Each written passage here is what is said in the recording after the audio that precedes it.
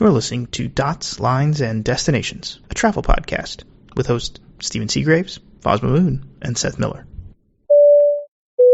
Hello, and welcome to episode 324 of Dots, Lines, and Destinations. I'm Stephen Seagraves, joined today by Seth Miller. Yes, you are. Mr. Miller. How you doing? I'm doing all right. How are you? Recovering, I think we'll call it. Yeah, I mean, I'm looking a little out of sorts. I'm looking forward to the first show of the new year, next show. Yeah. I was joking with someone the other day, we should just switch to the Lunar New Year and try again. It sounds good. We had a good run at the first 7 days, and let's 5.5 days, maybe. Yeah, let's just start over. Call him Mulligan. I mean, the PGA you can't do that on the PGA Tour, so, Yeah, that's true. But I'm sure you could on Trump's course, so. Well, that was the joke I was making. The PGA booted him. Oh, they did? I don't know I guess you hadn't heard it. They've said now that they won't host any tournaments at any Trump courses, including the 2022 PGA Championships. Oh, I missed that. That's the reference I was making. Sorry. Gotcha. No, I've intentionally been off the internet the last day and a half, so. You're a smarter man than I am. I just, anyway. Yeah, so it's been a crazy start to the year, I think, between the insurrection and the crash of the Sriwijaya airline in Indonesia. Things are not, I think the hopes for 2021 have been dashed already a little bit. I think we might have to adjust our expectations. Yes, I think you're right. I think so. From follow-up from last week, volcano issues. Yeah, I am embarrassed by this. When we were talking about the street food, yeah, and I was like, it was Mount Etna, right? And you guys both agreed with me, proving that all three of us had no effing clue. It's Vesuvius. Etna's in Sicily. Vesuvius was Pompeii. And so I apologize for that. Thank you to Ed for being very polite in his calling me out on that. That dick. He did it privately. If it was me, I would have been, yo, moron, on Twitter publicly. I did it privately. He was the nice guy. I'm giving Ed a hard time. So. He did rub in the fact that he's visited both of them, and that's obviously like he knows the difference. I see. With his family. So clearly. I've only visited the one. Which one? Vesuvius. I went to Pompeii and you didn't know? In 1999. No, that's what makes it even worse. And I have flown over Mount Etna. I have a great picture of it, actually, on a flight from Munich to Malta or Malta to Frankfurt. I forget which direction we were going when I got the shot. But interesting. Maybe I'll see if I can pull up that image. That brings up a question. What did you think of Malta? I really enjoyed visiting. I don't think it's a long-term place to stay. Yep. I will also caveat it. When I went it wasn't 99. It would have been 2001. When I went in 2001, it was right after 9/11. It was October. It was the first vacation, really, like, international big trip I took with my then girlfriend, now wife. And we stayed on points as a Hilton Diamond at what was then literally brand new Hilton, sort of just outside of downtown Valletta, which is the capital. And it was, at the time, just a spectacular property. I don't know if it still is, but back then, and especially with the Diamond benefits and whatnot, it was unbelievably nice place to stay. We spent like a week there, which is, in retrospect, was too long in some ways, not long enough in others. We did some diving. The scuba diving wasn't great. The water just wasn't as clear and not as much sea life, but there's some interesting stuff. We also went to Gozo, which is the little island, I believe off the north. And when we did it, there was still, Air Malta was still flying a helicopter back and forth between the two. Oh, nice. So it was like a Russian Mil-8 or something like that. Some giant, like, Russian but passenger airline or aircraft helicopter. So, and the other option is like a long drive to a ferry to a very long drive back on the main island. So it was like a 4-hour trip to get from the hotel we were at back to the airport, or like a relatively reasonably priced helicopter ride. And I don't think the helicopter operates anymore. So that was a lot of fun. Really enjoyed all those things. Stop over in Rome on the way back. Used some Delta points for we did Delta business class and then Alitalia, I think, on an MD-88 that was, all right, an older one where you got to walk out the tail at Malta. So some fun things. Flew home the day that was an American Airlines plane crashed in Jamaica Bay. Yeah, we were airborne when that happened, so that was interesting. Learned about it when we landed, obviously. Yeah, did that stop your, like, did that have any impact on you landing or anything? We did a loop-de-loop just off of Ireland. Interesting. That's where we were when it happened, and they were trying to decide if the airspace was going to be open or not. And so it's actually, mildly interesting story, and bizarrely, this is, like, of all the trips I've taken, I actually have a FedEx envelope with all, like, the paper menus and random other crap from that trip and nothing else. But I saved that one for some reason, and I still have it around here somewhere. But we were in business class, it's right at the front, and I had to go to D.C. the day when I landed. I was literally going to run home, drop off my one suitcase, home from JFK back to Chelsea where I was living, dump my suitcase, grab my other suitcase, put some dress clothes in it for work, and go back to LaGuardia and fly down on the shuttle. And fortunately, work travel, shuttle, whatever, the tickets were flexible because we were late, and then when we landed, it was a hard stand. And the way they set us up, because the airport was, like, overcrowded at this point, not as many planes left, there was all sorts of issues going on, and because the way they set us up at the hard stand, we deplaned from the back doors, not the front. So business class, we were the last people off the plane. Yeah. And when we got off the plane with the people mover thing, we were actually with the crew because we were literally the last people off, and they, there's enough room on the bus to take them also. And I guess I called my sister or texted her or used my BlackBerry. I don't even know anymore at this point. But, like, I must have called her because she was freaking out. Like, oh, my God, thank goodness you're safe, blah, blah, blah. I'm like, okay, what are you talking about? She's like, a plane crashed, Seth. I'm like, oh, okay. Gotta go. Man. Thanks. Hung up the phone and looked at the pilots who were like, standing next to us on the bus. I'm like, so, that explains the little loop-de-loop we did off of Ireland, huh? And the pilot just looked at me and shrugged. I'm like, nope, you're right. You shouldn't have said anything. Like, it's all fine, but yeah, you don't want people flipping out. Yeah. Yeah. No, it was a really just like that sort of nod and smile and acknowledge that everybody did it right and it's fine, but there's an explanation for everything, and that's why that happened. So, interesting little moment. But I like Malta. The old town is really cool. There's like a fort and stuff that's neat to visit. I went back, the one I was talking about, the photos we took, the Munich and Frankfurt trip, I went back with a Lufthansa Technik press trip. There's a big Lufthansa Technik maintenance base in Malta where they do a lot of different repair work on airplanes, including Wi-Fi installations. So they took us there to show us how they do the Wi-Fi installations for some of the Lufthansa fleet. And even then, and partly because I'd been the ones before, so I sort of knew where I was going and what to do. But that trip, we stayed a little out of town. And a bunch of us, because we had like 4 hours between when we got to the hotel and dinner, I was like, hey guys, I can take 3 others with me in the taxi, let's go. And we ran back downtown again and just like walked the town for a couple hours, and it was great. Hilly, and you're like sort of on cliffs overlooking the harbor and whatnot, because it's a deep water harbor that's well protected and sort of easily protected, high walls and whatnot, because it's, very strong military fortifications and whatnot. So it's a neat, and historically, like forever, has been that way. Yeah, yeah.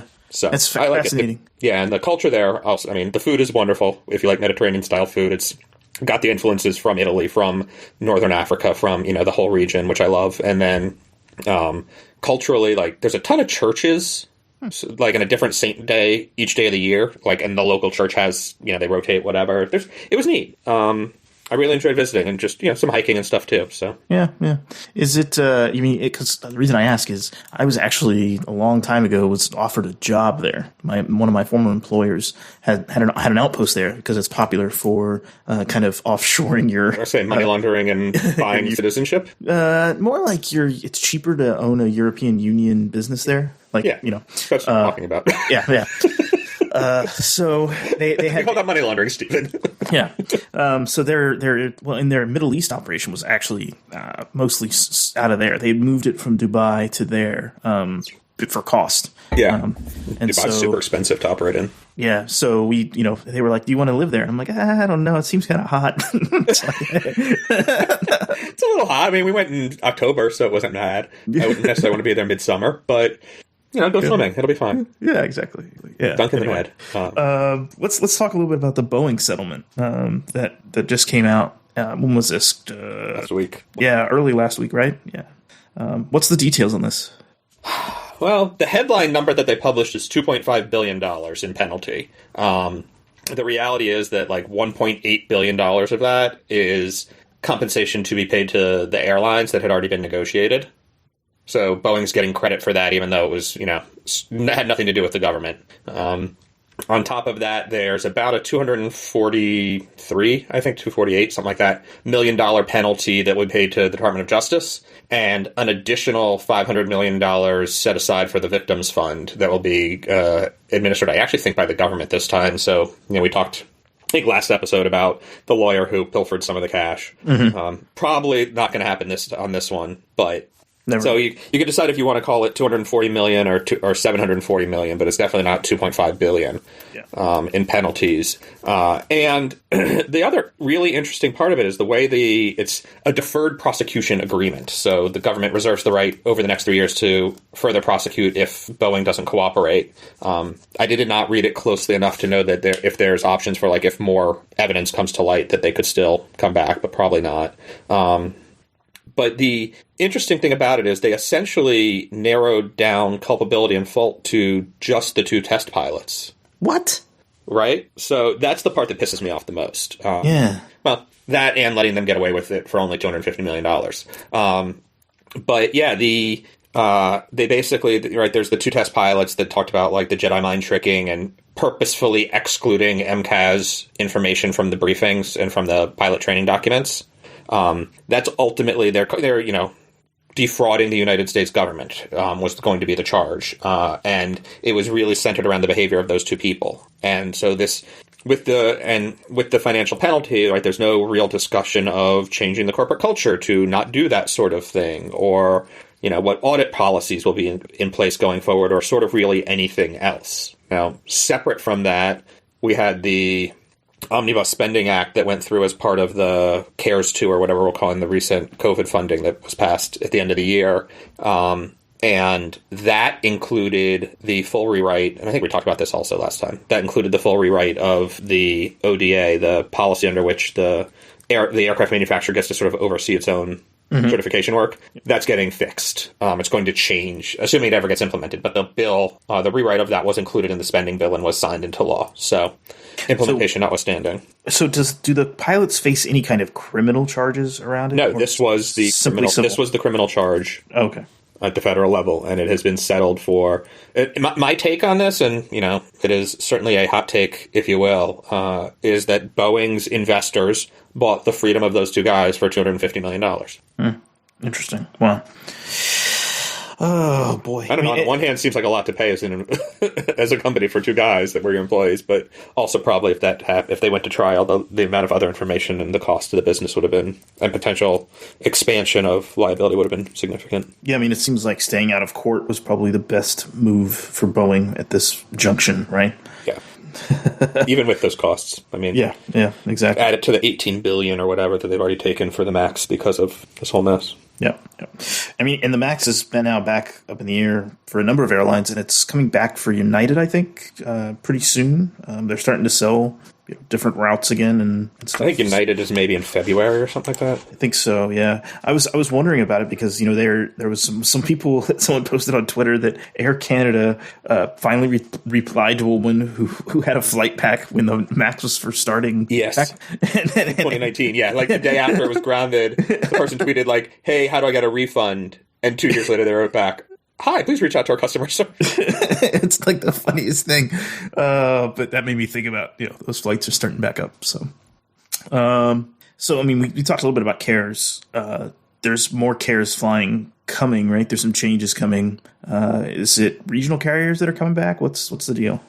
Well, hang on a second. It's a little it's not the regional carriers so much as remember there was the rules about you had to fly sort of everything you previously flew, all your destinations and whatnot. Sorry, I was trying to get the MAX for United. February 11th is the first flight scheduled. Houston, Fort Lauderdale, Houston, Las Vegas, Houston, Phoenix, Denver, Las Vegas, Houston, Chicago, Houston, Orlando. They got a lot coming back. A lot of Houston flying. Yeah, it looks like it's Denver to Fort Myers, Phoenix, Denver to Sacramento. Looks like it's going to have a Denver base and a Houston base at least to start. Wow. But a lot, when it comes back, they're not messing around. Yeah, no Looks like 20-something flights the first day back. Wow. So, anyway, sorry. The CARES Act stuff is when airlines get paid to keep their employees, right, all their frontline staff, they get those costs covered, or most of those costs covered, if they maintain their flight services as they existed in prior, last year, or 2019 levels effectively. They can cut back, but they have to keep all the cities. And so that was the short version of the rules. And since it expired was it September 30th, a lot of airlines further cut their network. American, I think, was the most aggressive, but others had cuts as well. With the new funding coming, the Department of Transportation has issued a revised sort of version of the requirements saying if you take money, you have to serve all the cities. So it's very similar in that context. The regional carriers are actually covered based on the main line that they contract to. So they don't have, like if you were SkyWest or whatever and you used to fly Phoenix to, I don't know, McAllen, which I don't think is a real route, but whatever. That was on a regional jet. And you did that on behalf of American Airlines. If American says you don't have to fly that anymore, you don't have to fly that anymore. And as long as American has some service to McAllen, it's okay. Right, and it would be 3 or 5 a week, depending on where they were. They were big airlines, so probably 5 a week minimum. But yeah, overall, there's a couple interesting little bits of nuance in the way this one came out. And I was just chatting with the guy who works dispatch about some of this. Basically, if an airline has ceased operating service since September 30th because the prior service obligation expired, unless they were the last and only airline providing service at that airport, and there's no one currently serving that airport, they actually don't have to restart. So that's a good news for the airlines, certainly. Yeah. The other one that's super interesting to me is that when the original listing came out, there was the whole question of multi-airport cities. Right, it's like Boston is a metro area that includes Manchester, New Hampshire, I think Providence and Boston, but not Worcester. Yeah. Which is the closest of the 3 ancillary airports. And the original ruling last summer was you can serve any one, but you don't have to serve all of them. This time around, you have to serve all of them, all of the ones you previously served. So, I think Norfolk and Newport News is probably a great example of that, where everyone who served both those airports packed up at Newport News and only served Norfolk. Now, if the obligation is 5 flights a week, they have to have at least 1 to each airport within the city grouping that they previously served, and then in total must serve 5. 5 frequencies. Like what happens with, I think JetBlue at Long Beach gets the exemption because they stopped serving after September 30th. They moved, right? They moved in December, if I remember correctly. So, I think there's, some weird exemptions like that won't really be an issue.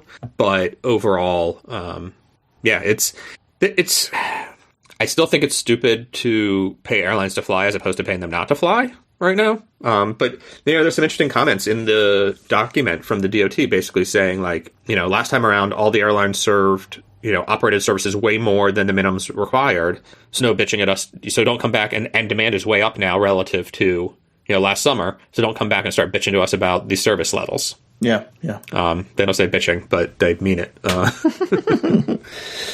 We understand, we expect that there won't be any concerns, blah, blah, blah kind of thing. So I don't know. I still really wish that we would focus on not moving people around and, pay them because that's what the decision was, right? That the whole goal of this is to support the employees. But if there was a way to do that without having to deal with the overhead of onboarding, recalling and then refurloughing, and things like that, and getting them the healthcare coverage they need. I'd love to see that do better. I know it won't, but it would be nice. Yeah. Do you think the airlines, like how do you think the airlines are taking to this, I guess, is my question. Like, is there a positive look? Or is it a positive outlook? Or generally, no. I mean, I think there's a little bit of a Scrooge McDuck moment, right? Someone threw his pool of gold because someone else is covering the bills for another 3 months. That's great news. 4 months, right? It's from December 1st. I think they're backdating the pay. So December 1st through March 31st. That's good news for the airlines, but you got, Kirby over at United saying this is temporary. We don't expect this to last. Other airlines maybe a little more optimistic. I think in his New Year's message, Bastian over at Delta was a little more optimistic about turning the corner on profitability relatively early in 2021. So, or at least, getting rid of cash burn, which I think isn't really profitability, but cutting cash burn. Not losing cash. All of these things, it's like there's 18 different ways to report any of these numbers, and none of them are, but cash burn is not a standardized metric. The different airlines report it slightly differently or calculate it slightly differently. So, but yeah, there's a report out there that one regional furloughed a bunch of people right before they accepted the first round of funding, and as part of round two, they had to offer to recall everybody, but so many people turned it down that they're having to hire new people in off the street. I guess so. People just don't trust going back and not getting furloughed again. Or well, there's another regional that apparently pilots they want to furlough them, but won't let them they want to recall them, but not let them take a leave of absence.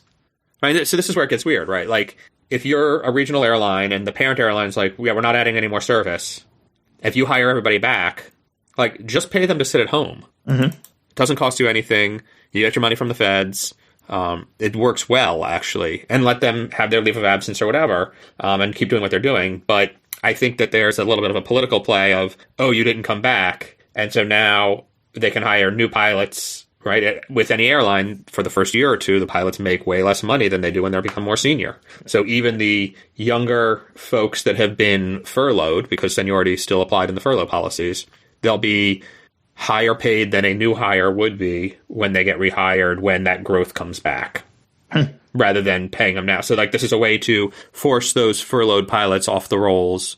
There's also some question about how the money gets allocated, because I think it's actually a flat rate allocation based on the old payroll, not based on how many people you have, as long as you try to rehire them. So if they rehire them and they don't come back, if they recall them and they don't come back, the airline still gets the money. So there's sort of a good reason to do it that way as well, because they get to keep the money. Yeah. So there's some less than stellar behavior, we'll call it, but it is what it is. Yeah, I mean, it seems like it's like we're funding something that we don't actually see the end in sight, right? Of all of this, and we're hoping this is enough. I don't think anyone is under the delusion that it's enough. No, they're just delaying the inevitable. Yeah, I don't think any. Well, I'm going to take that back. Southwest Airlines said that as a result of this payout, they won't furlough anyone this year. Wow. Even though they had initially said it's going to be in the next couple, I think it was the end of March, end of April, they were going to furlough people. And so there's enough cash coming in now that, they can handle the cost through the end of the year, they think. If that makes sense, right? They're getting enough money. So even if it's just those, that level of payout is so much higher.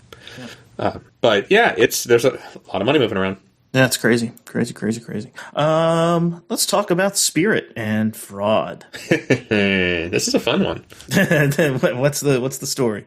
Actually, Buddy Pass has gone bad, essentially, or non-rev tickets gone bad. There's a guy who actually worked at Mesa, a regional, and as an employee was able to get, pass travel on Spirit, and was laid off or fired at Mesa, and somehow kept access to the website to keep booking Spirit tickets, and was able to fraudulently generate Mesa employee identification cards, and with a person's name and birth date and employment date and ID number or whatever, kept booking tickets.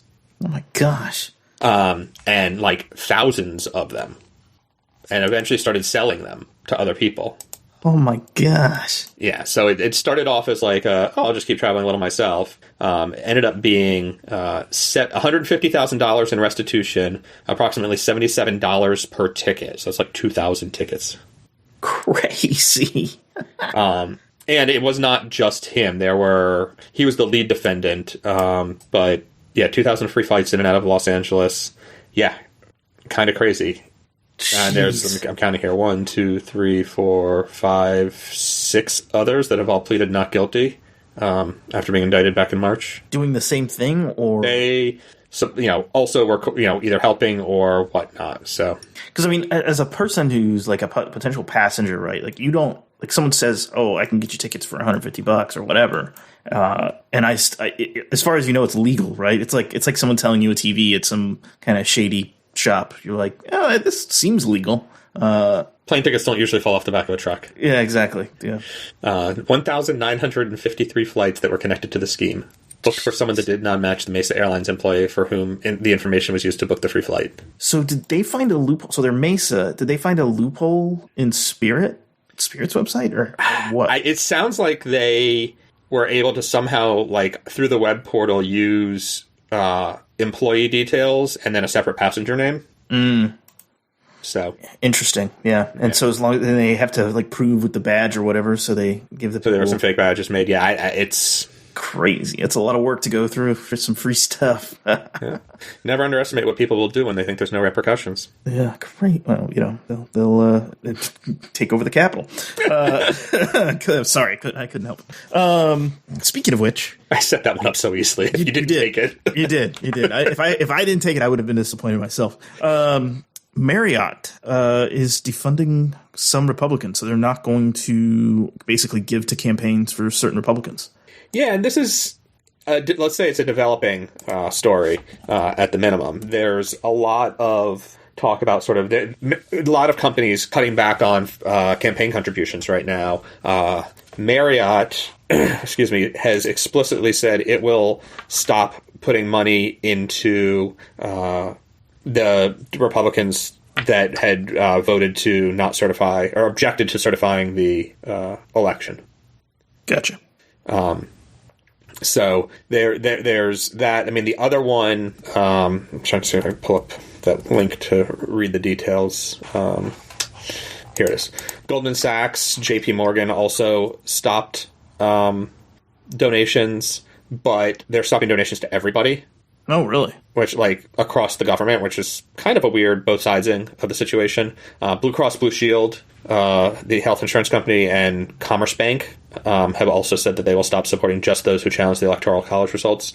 I will say about the Marriott thing, trying to keep this vaguely travel-related, one interesting bit about that I did not know is that Senator Mitt Romney, who has been somewhat aggressively vocal about the entire situation this past week, his given name is Willard, in honor of J. Willard Marriott.